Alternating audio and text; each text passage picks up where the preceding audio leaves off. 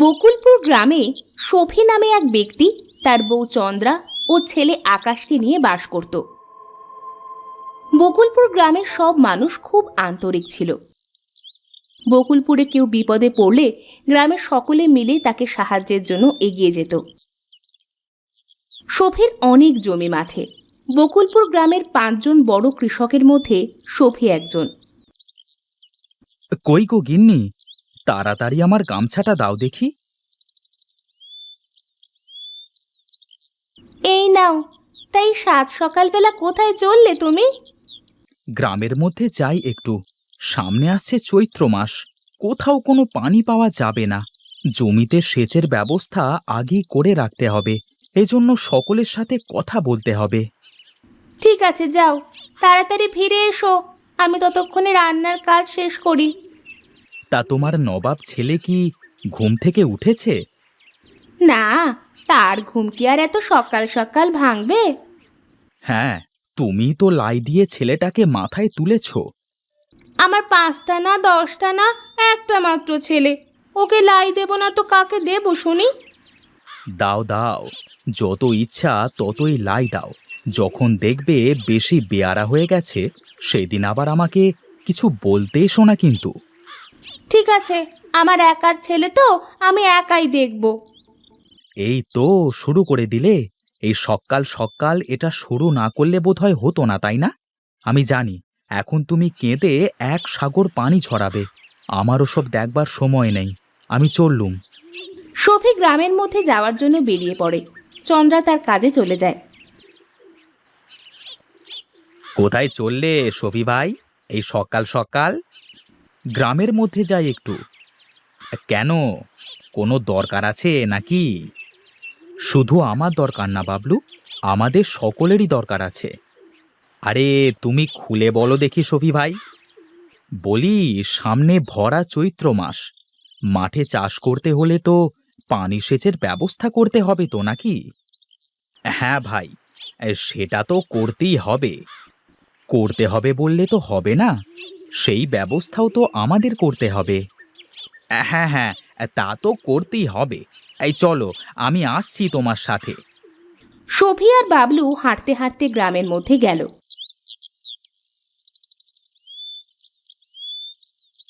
তারা এক এক করে অনেকের সাথে কথা বলল। সবাই সফি আর বাবুলের কথার সাথে একমত দিল। সবাই সফির ওপর বিশ্বাস করে, কারণ গ্রামের মাঠের অর্ধেক জমি প্রায় সফির। এত জমি জমা থাকার পরও সফি কারোর সাথে কোনো খারাপ ব্যবহার করে না, নিজের সম্পদের অহংকার করে না। এজন্য সবাই সফিকে খুব ভালোবাসে। তাহলে এখন আমাদের কি কাজ করতে হবে সফি ভাই? আমাদের সকলের কোদাল নিয়ে গিয়ে মাঠের পাশের কেনালটায় ভালো করে কেটে গভীর করতে হবে, যাতে করে একটু বৃষ্টি হলে পানি ওখানে থেকে যায়। ঠিক আছে ভাই, চলো এখন বাড়িতে যাওয়া যাক। হ্যাঁ হ্যাঁ চলো। তোমার ভাবি আবার রান্না করে বসে আছে, তাড়াতাড়ি গিয়ে দুটো মুখে দিয়ে আমি একবার বরং মাঠ থেকে ঘুরে আসব। তাই করো। বেশ, ও বেলায় আমরা সকলে গিয়ে কেনালটা কেটে আসবো তাহলে। সফি আর বাবলু যে যার বাড়িতে চলে আসে।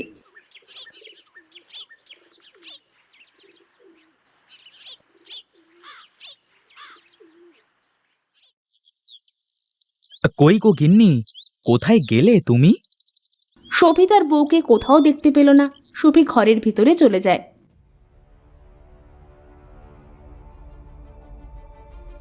এ কি, আমি বাইরে থেকে ডেকে ডেকে গলা শুকিয়ে ফেললাম, আর তোমরা দুই মা ছেলে এখানে? সে কখন থেকে কয়টা খাবার দিয়ে বসে আছি, কিছুতেই খেতে চাচ্ছে না। কি হয়েছে বাবা তোমার, খাবার খাচ্ছ না কেন? আমার এই খাবার খেতে ভালো লাগছে না বাবা। তাহলে তুমি কি খাবে শুনি? এইভাবে কথা বলছো কেন আমার ছেলের সাথে তুমি? কিভাবে কথা বলছি? আর কথায় কথায় আমার ছেলে বলো? বলি, ছেলে কি তোমার একলার? ওহ, তোমরা কি এভাবে ঝগড়াই করবে নাকি? না বাবা, বলো তুমি কি খেতে চাও, তোমার বাবা তোমাকে তাই এক্ষুনি এনে দেবে। আমার বড় বড় রসগোল্লা খেতে ইচ্ছে করছে। এটা কি কথা? এখন এই সময়ে তো ভাত খাওয়ার সময়, এখন তুমি খেয়ে নাও বাবা। আমি সন্ধেবেলায় হাট থেকে তোমার জন্য বড় বড় রসগোল্লা এনে দেব। তুমি কি গো, আমার একটা মাত্র ছেলে, তুমি এখনই যাও না হাটে? হ্যাঁ বাবা, তুমি এক্ষুনি এনে দাও। বেশ, তাই হবে। তার আগে আমাকে কিছু খেতে দাও, আমার খুব খিদে লেগেছে। বেশ, তুমি বসো, আমি তোমার খাবার দিচ্ছি।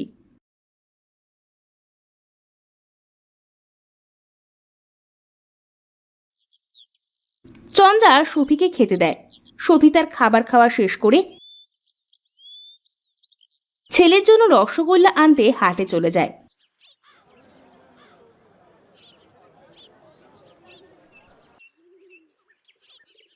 হাট থেকে রসগোল্লা কিনে এনে ছেলেকে দেয়। আকাশে দেখতে দেখতে সবগুলো রসগোল্লা গড় গড় করে খেয়ে ফেলে। চন্দ্রা আকাশের আদর যত্নের এতটুকু কমতি দেয় না।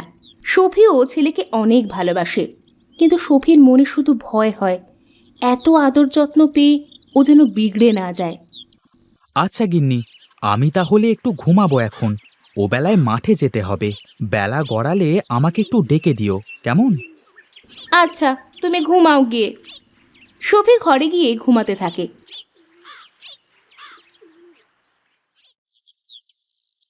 চন্দ্রা বাড়ির সব কাজকাম করতে থাকে, আর আকাশ বাড়ির উঠানে খেলা করতে থাকে। এইদিকে আয় তো বাবা আকাশ। হ্যাঁ মা, বলো। ওই রোদের মধ্যে খেলা করলে তো তোর শরীর খারাপ করবে বাবা। তার থেকে বরং তুই এই বারান্দায় বসে খেলা করো বাবা। ঠিক আছে মা। আকাশ খুব বাধ্য ছেলে, সে তার মায়ের সব কথা অক্ষরে অক্ষরে পালন করে।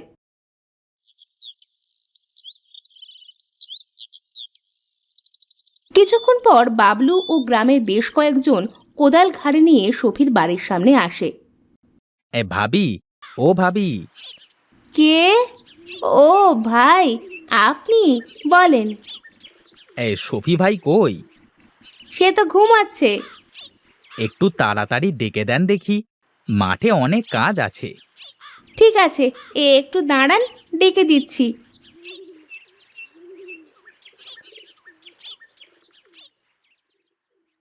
কই গো, ওঠো, সবাই তোমার জন্য দাঁড়িয়ে আছে যে। সবাই এসেছে নাকি? হ্যাঁ গো, বাবলু ভাই সকলকে নিয়ে এসেছে। সবার কাঁধে দেখলাম কোদাল। হ্যাঁ গো, তাড়াতাড়ি আমার কোদালটাও দাও দেখি। ওরে, চল চল সবাই। হ্যাঁ হ্যাঁ ভাই, চলো। সফি, বাবলু ও গ্রামের সকলে মাঠের দিকে যেতে থাকে। হাঁটতে হাঁটতে তারা মাঠের কেনালের কাছে পৌঁছে যায়।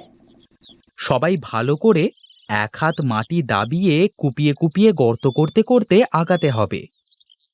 ঠিক আছে, এই সবাই কাজ শুরু করো গো। সবাই মিলে কোদাল চালাতে শুরু করে। দেখতে দেখতে তারা তাদের কাজ শেষ করে ফেলে। ওহ, গা ঘেমে যেন গোসল করে ফেলেছি। এর নাম কোদাল মারা ভাই। গায়ে শক্তি না থাকলে এ কাজ হয় না, গা তো ঘামবেই। হ্যাঁ, তাহলে এখন বাড়িতে যাওয়া যাক।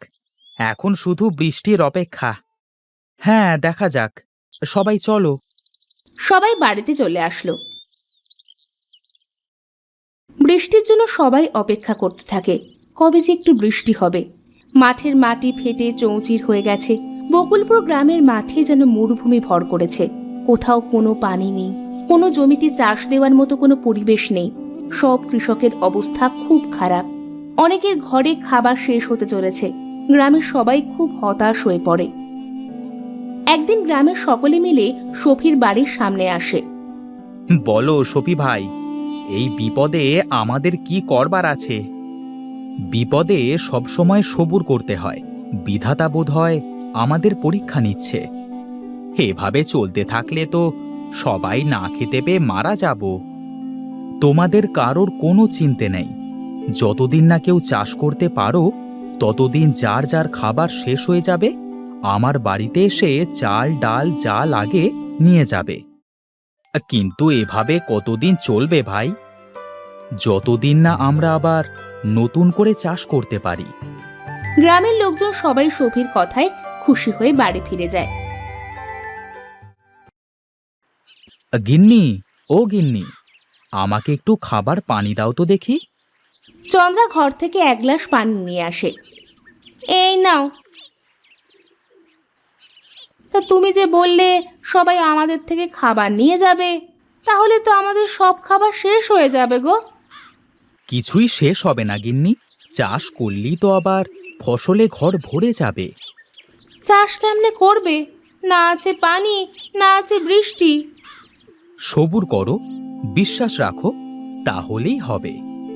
চন্দ্রা ও সফি একসাথে ঘরে চলে যায় এবং বিশ্রাম করতে থাকে। হঠাৎ বাইরে মেঘের গর্জন শোনা যায়। সফি তাড়াতাড়ি বাইরে বের হয়ে আসে।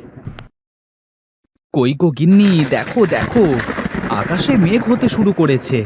মনে হচ্ছে কিছুক্ষণের মধ্যেই বৃষ্টি নামবে। আকাশ তো কালো মেঘে ছেয়ে গেছে, আকাশে বিদ্যুৎ চমকাচ্ছে। সফি আর চন্দ্রা বারান্দায় দাঁড়িয়ে বৃষ্টি দেখতে থাকে। গ্রামের সবাই বৃষ্টির পানিতে ভিজে আনন্দ করতে থাকে।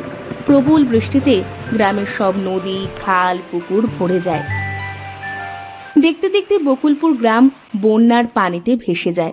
দুদিনের মধ্যে আস্তে আস্তে সব পানি কমে যায়। সব জমি চাষের উপযোগী হয়ে যায়। পুকুর, খাল, নদী মাছে ভরপুর হয়ে যায়।